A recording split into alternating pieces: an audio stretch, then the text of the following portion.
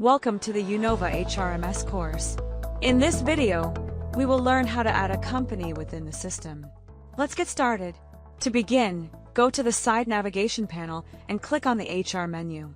From the list of submenus, select Masters, and then click on the Company submenu. This will open a page displaying the list of companies already configured in the system.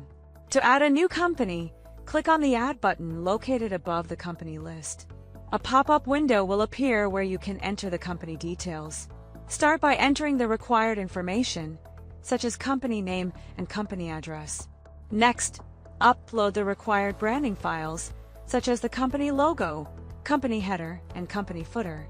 Once all the details are entered and reviewed, click on the Save button to save the company details in the system. That's it. You now know how to add a company in uKnowva HRMS. Thank you for watching.